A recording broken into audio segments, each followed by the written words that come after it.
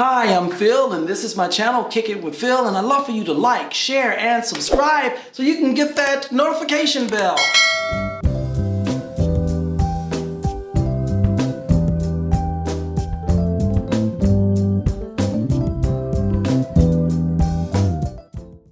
Hey you guys, we're kicking it again, and I'm just so happy to be one of my really good friends.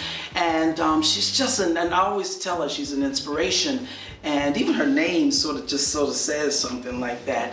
But she's an actress, an educator, a producer, you name it. She does it. And I want you guys to meet a really good friend. Give it up for my friend, actress and good friend, Graciela Patino. Thank you. I'm very happy to be here to kick it with Phil. Yeah. I didn't even mention that you sing and do all this stuff too, and you even have like some get-togethers where we get to come and do some. Our karaoke, Crazy Socks Friday. Yeah, I have to wear my favorite socks. Oh wow! Yeah. I'm so glad you did that. And this is the funny thing: people don't know it that I didn't really like doing karaoke. I don't, because I just sort of think, oh, people don't take you serious. They don't take you serious. But then when I did that, I actually ended up letting my hair down and just having fun, and then being around good people. There you go. It's nothing like just hanging out with good people. That's That's a big thing. I mean, whatever our hobbies are and the things that we like to do, I think it's so important to do them with people that you love, people that you care about, people you have fun with. Yeah. You know, not people that are kind of a stick in the mud and always angry. And if you're feeling that way, come and join the group so that you can feel better. That's the whole point. It's just to live your life to the fullest. You know, be happy as much as you can. I mean, we can't walk around being, idiot happy, giggling all the time. But we can make our lives better. You know, a lot of times it has to do with our attitude. That's first thing. Wow. You know, when you wake up in the morning, make a decision. It is your decision on what kind of day you're going to have. That's right. You know, so you decide when you open your eyes that this is going to be a good day. Yeah. And before you put your feet on the ground, you say, thank you, God, for this day. You know, thank you for letting me breathe. Thank you for letting me rise. Thank you for being in my right mind. Thank you for me being happy and feeling joy in my heart. Woo. Because whenever I feel joy, if I'm feeling joy, I'm going to be able to pass that joy on to somebody else. You know, and I think that's key. I think it's a give and take. A lot of that is being lost because of the politics, because of all the things that are happening in our world, in our environment, in our country. And we have to be very aware and cognizant of that, and we have to try to help each other out. Because not everybody can rise to the occasion that easily. Some people have a really hard time overcoming. Don't stay on that TV 24/7. Don't listen to the negative talk 24/7, because guess what it does? I remember a teacher of mine to tell me, garbage in, garbage out. Come on now. And it is so true. Whenever what we think, what we say, and what we do, it reverberates in our spirit, and then we pass it on to others. So we have to be careful, because we are responsible for that. Wow. You have a responsibility in this world, not just for yourself, but for other people. Wow. And you're constantly giving now, because I know you first as an actress. We were able to do that crazy play. It was so much fun. 3 on the ring. Oh, I got like I think AD gave us like these cups or glasses. Yes. And in my bathroom it says 3 on the ring. Oh, and yes. Then the stuff. It was so much fun. It was fantastic. That was my very first time being in a stage play, and especially of that caliber. I went out for an audition. I'm gonna tell you how it started. How it started was as a teacher. Well, before I was a teacher, I was an L.A. County Sheriff's Deputy. So wow! So that's what I didn't know, all this stuff. I want you to talk about that, because you're educated, you're still giving with people that are in the system and whatnot, and you encourage it. You got so much to talk about. I mean, I'm gonna try to condense it, because it is a lot. It is a lot. But the interesting part is that I became an L.A. County Sheriff's Deputy. Had no clue or thought to even do that. I always say that my steps have been, have already been placed there before me. And I feel like I have been led my whole life. And I'm a real believer in it, and I believe that I have we all have a purpose in this life. That's right. But that I have a specific purpose, and that that has to do with helping other people.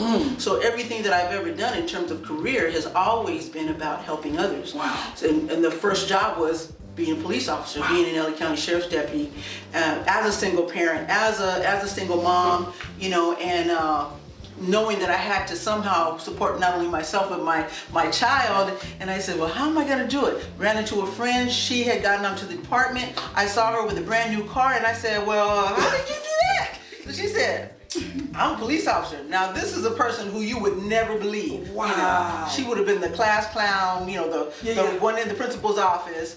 And she was a police officer. She says, you better come on and make this money. I said, okay, I don't like guns. I don't like... She talked me into it. I went on a tour of the women's jail. And when I saw the other deputy sheriffs, I thought, I can do that. Yeah. I can do for the money. That was a totally new life for me and for my son. Wow. And so I stayed. I not only became a deputy sheriff, I became a training officer in the sheriff's department. Was on the sergeant's list to promote. I had been on for about 10 years, and then I noticed that my child was having problems in school, and my promotion to sergeant would have put me back out into patrol, which every time you promote, you have to go back out to patrol. So I had worked patrol, I had worked the jails, then I went out to patrol, then promotion was coming, which would have meant go back to patrol. The reason I keep saying that is because that means that you don't know when you're coming home. Your hours can vary, you know, it's not a 9 to 5. Yeah. It's like when you get off, you get off. If you get a burglary at the last minute, oh well, you have to stay. So a friend of mine told me that they were looking for Spanish-speaking investigators with the Office of the Public Defender. And that would mean me leaving my law enforcement career and going to work for the defense, which is actually the complete opposite of what I was doing. And it was a difficult decision, only because I loved what I did as a deputy sheriff, but I love my family more. And by that time I had 2 sons, and it was like, I need to be home, I need to be available for them. I don't want them raising themselves. I want to be a part of their upbringing. And so I took a job that gave me more regular hours. It also increased my pay quite a bit from being, I actually, they said, do you want to be a sergeant, or do you want sergeant's pay? And I said, well, sergeant's pay, hello. So they said, well, you got it. What else do you want? I said, well, I would like to have my weekends and my holidays out, because as a police officer, forget about it. You have to be really senior to get all that. And they said, you got it. What else do you want? I get bilingual pay. They said, you got it. What else do you want? Come on now. When do I start? I know that's right. So I took the job and I became a criminal defense investigator for the Office of the Public Defender. My expertise ran to working with juvenile crime and young people who had been accused of crimes. And of course that was because as a mom, you know, my heart is kids, and so I love them, and I wanted to make sure if there was anything I could do to help them through the process, rather than becoming a statistic, for me to be able to assist them in those that we were able to help, to come out of that, put them in programs, put them back into education, put them back into facilities that could help educate them, and hopefully get them back into high school and maybe even college.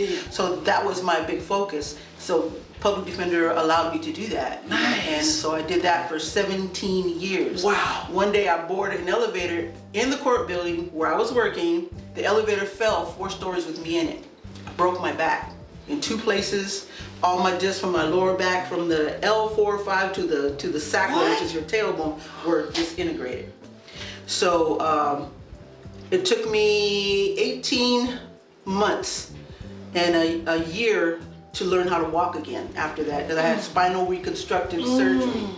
So in the process, I realized, or I was told by my job that, well, unfortunately, you can't come back, because now you're a liability. Because as an investigator, I no longer had a patrol car. I didn't have a partner to work with. You work on your own.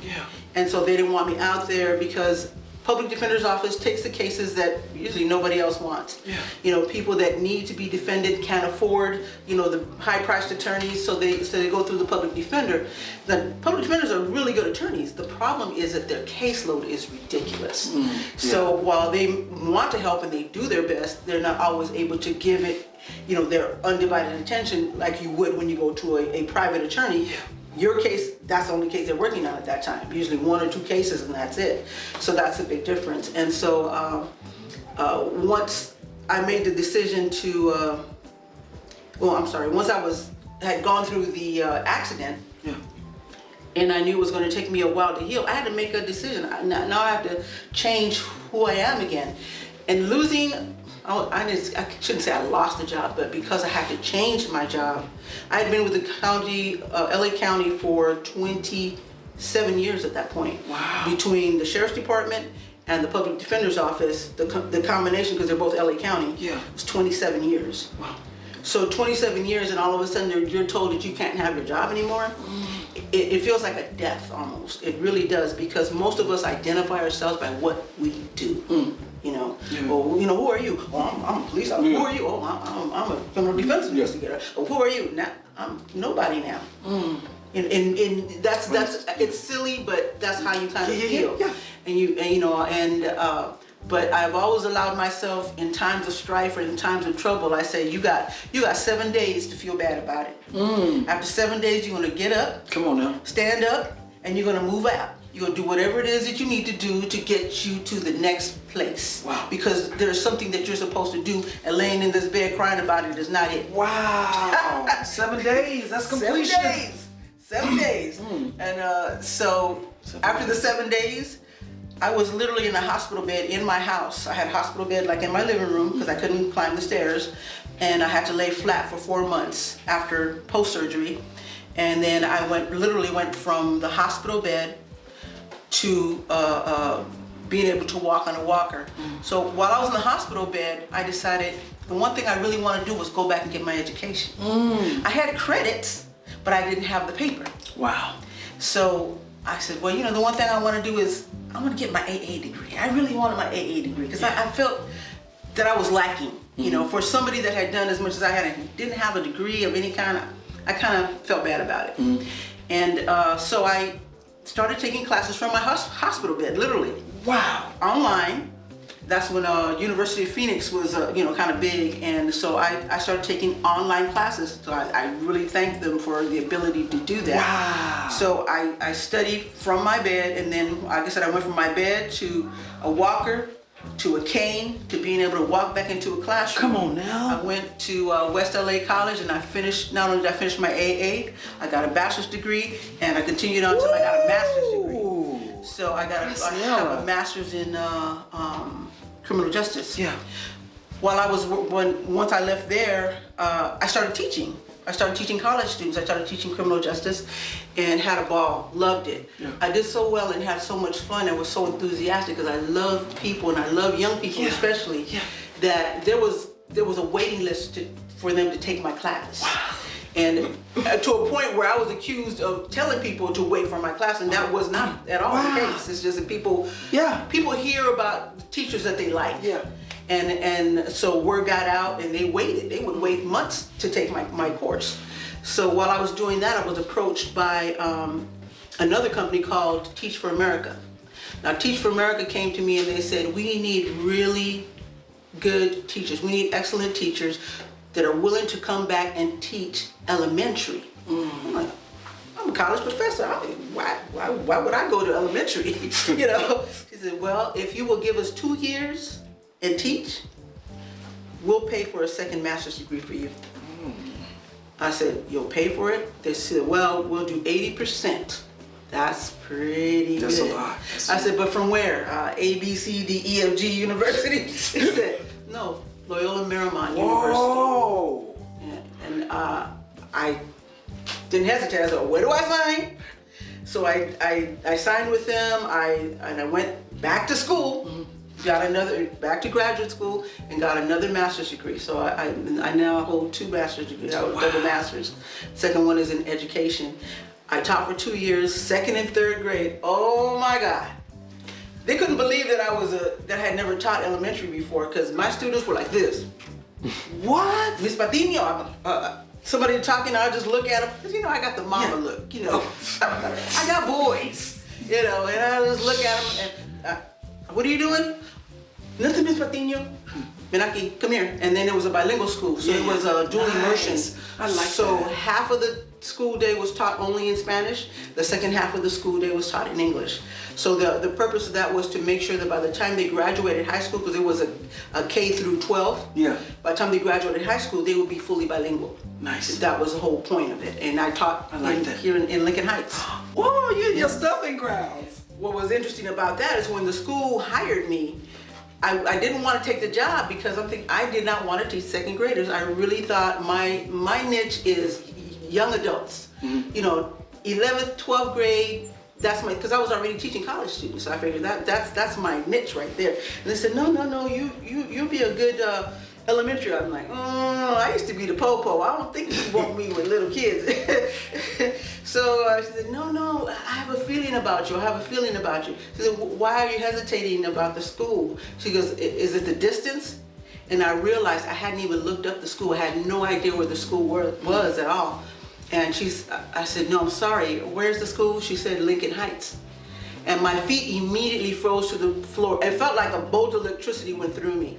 I said, where in Lincoln Heights? And she gave me the address. It was 4 blocks from the house I grew up in. Wow. Which is, again, my footsteps are being led.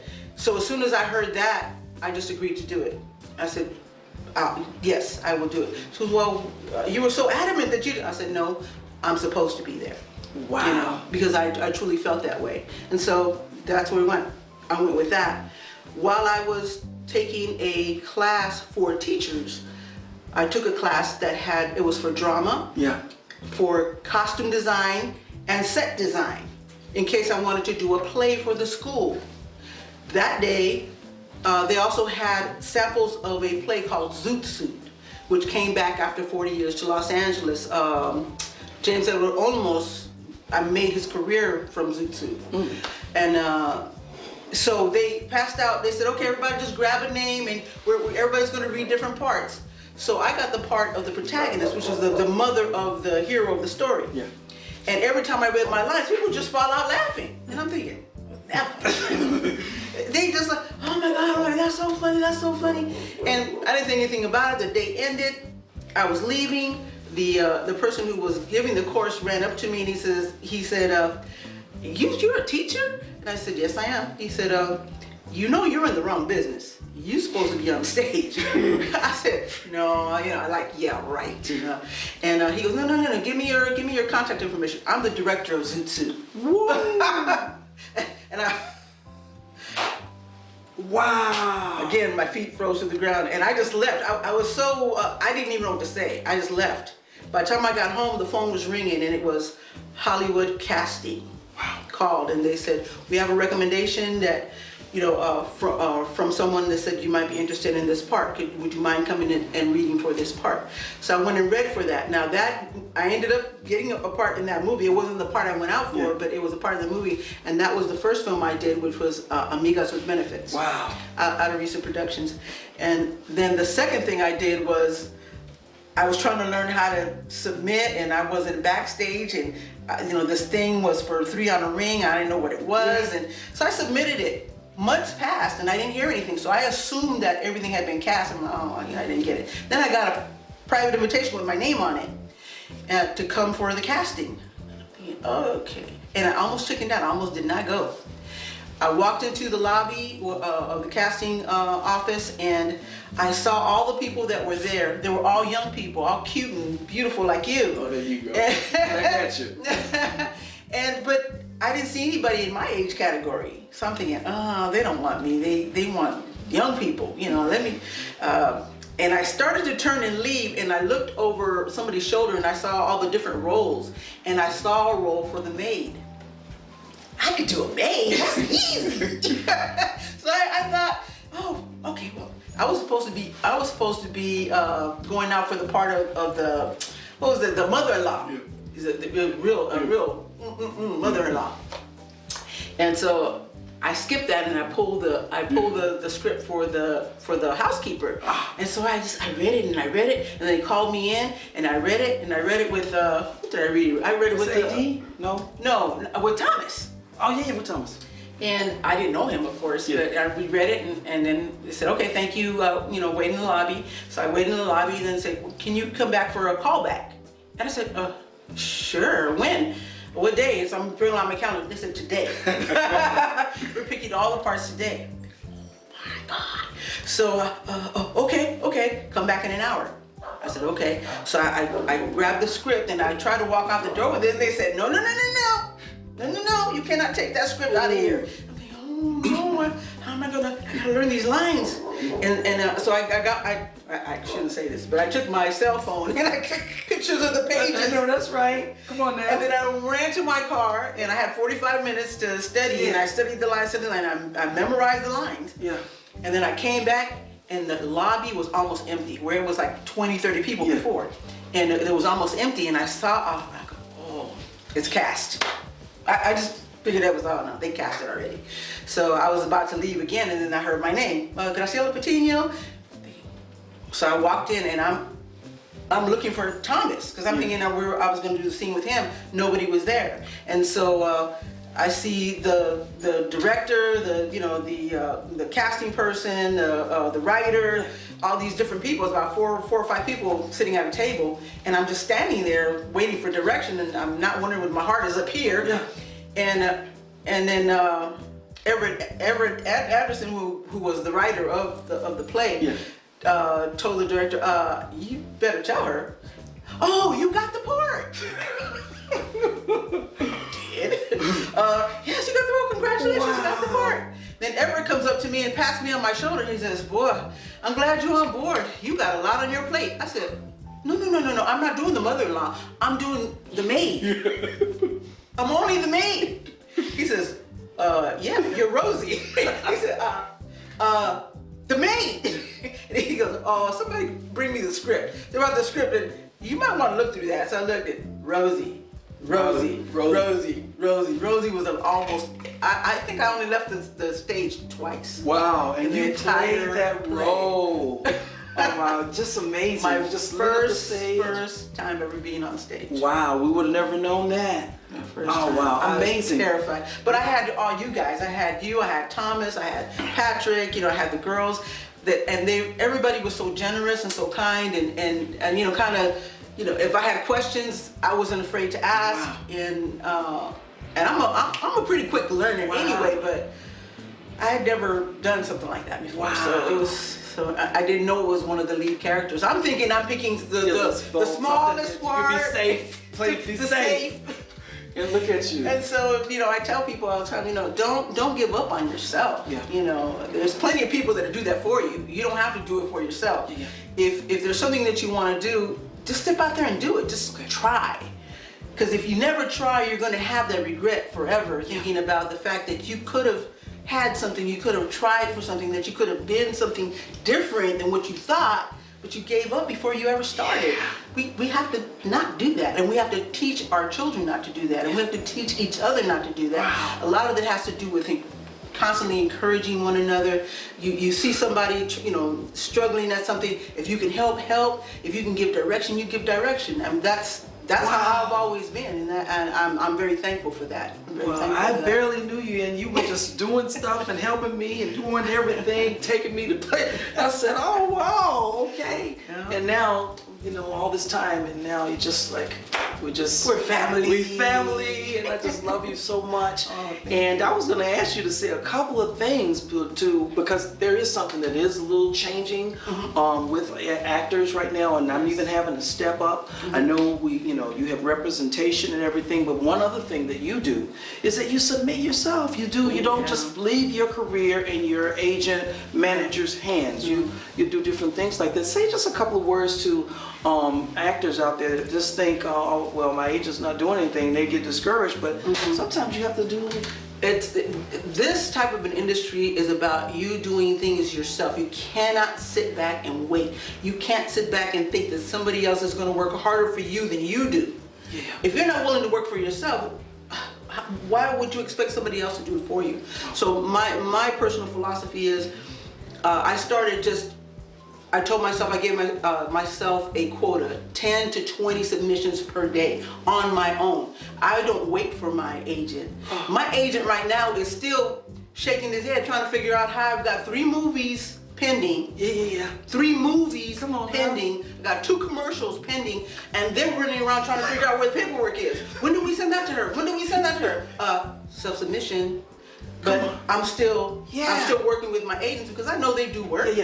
And now that they see that I can work and I am working, all of a sudden the floodgates have opened. Come on now. So it's been in I would say in the last 6 months it's just grown exponentially, and I'm so excited. And now people have reached out to me. When I told you I did that little movie from that first casting, the very, very, very first casting, that was called Amigos with Benefits. From that movie, I just got offered another part in another movie. Okay. A person that she wasn't even the director, but now she's a producer, and she just reached out to me yesterday and said, Graciela, I hope you remember me, but I see how you're doing really good, and I wondered if you'd be interested in this part. Come on. Now I'm not even auditioning, I'm not even looking. They're coming to look for me. Why? Work ethic. Being on time. Working hard for yourself. You work harder for yourself than everybody else does. You got to be the hardest working person in the room if you want to be successful. If you want to be successful, that's what you have to do. You have to take the steps. You can't just talk the talk. You got to walk the walk. You got to be out there moving. Graciela. That's the way it is. That is honestly the way it is. Being kind to people, being nice to people, treating everyone the way you want to be treated. Come on now. The other job that I had after I left the public defender's office, and after I became a teacher, now I work as a instructor inside the L.A. County jails. Wow. I teach incarcerated men and women GED and high school skills. I teach high school diploma, computer skills that will be needed upon their release to give them a better opportunity to succeed once they get out. So hopefully that revolving door doesn't keep going. We got to put a stop to it somewhere, somehow. And so that's the other thing that I do besides my acting career. And what that did, though, I'm gonna tell you, this is how God works. The teachers that I met there knew that I was doing acting. So one of those teachers happened to have a friend who wrote a book. He was looking for a VO artist, that's a voiceover artist, to voice his novel for him. I had no experience in doing voiceover. She suggested my name to him. And so he says, well, tell her to send the tape and I'll listen to it. He sent me a chapter and he wanted me to, voice it. So I did the whole chapter. I sent it to him, like say 2 o'clock. At 3:45, he called me. I'm sending you a contract. I want you to do it. And he goes, and I want you to do all of them. I said, what do you mean all of them? He says, I'm writing a series of 5 novels from the same character. Beautiful. And I'm thinking, so I just signed a 5-book contract for to do voiceover. I never had experience doing voiceover. I say that, but my son, I tell you, this is one of the nicest compliments that a parent can get. My younger son, he says, Mom, the things that I remember, some of the things that I remember most, some of my favorite memories of us and me when I was little was how he used to tell us stories when we were younger. He used to tell us, bedtime stories. That was a regular thing. He goes, you've been doing voiceover for a long time. He says, Mom, you used to do all the voices.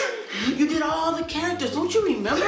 And I'm thinking, I just did what I did as a mom. I wasn't thinking that I'm voicing these characters. Steps. But steps, guided steps. I would say the Lord's been preparing me for a long time to do everything that I'm doing right now. So that I level-headed, I know what I'm doing, I'm not going to make any silly or dumb mistakes. I treat people the way that I want to be treated. I'm respectful, I'm professional, I know what I'm doing. And even if I don't, I'm not afraid to ask. I'm really not afraid to ask. And those people, again, if you want to be successful, don't be afraid to ask somebody. Find somebody who's doing what you want to do and is doing it well, and follow their footsteps. You don't have to reinvent the wheel. Most of the time it's our ego that makes us think that we have to do everything on our own. Oh, I'm going to do this by myself. And, wow, thank you for that. No, we're not here by ourselves. Wow. We're not here by ourselves. You're so and amazing. if you reach out, somebody's going to take your hand. I believe it. You know, as long as your hands are like this, you can't hold anything. It's when you open your hands is when magic happens. I believe it. I believe it. Graciela, you're so amazing. I got to get you to come back. We want Graciela to come back. Oh wow! You know what? Anytime for you. Thank you so much. Just everything has been an inspiration. And we didn't even talk about your Instagram posts that you put on different things. That every time I open it up, it's a word of encouragement. Well, like you see, that's another thing as far as social media is concerned. Yeah. A lot of people, a lot of older people are down on social media, but social media, like any other tool, can be used in a very positive way. Yeah. And that's what I do. So I don't just post about just me all the time. Yeah. I post to hopefully inspire other people. You know, give them, like you said, a word. Because there's been times when I may read something and think, wow, you know, I needed to hear that today. Yeah. And there's so many things that inspire me, and I feel like if I read something and it made me feel good or it inspired me, it'll probably inspire somebody else. And so over the last 5 years or so, I've collected probably over 1,000 different just sayings and stories and things of all kinds that are inspiring, that are uplifting, that'll make somebody feel like they're not alone. Again, if we do that for each other, this world will be a much better place. I love it. I love it. Wow, Graciela, thank you for that. Welcome. And I just want to say thank you for kicking it with me. Yeah, and I will come and kick it with Phil anytime. All right.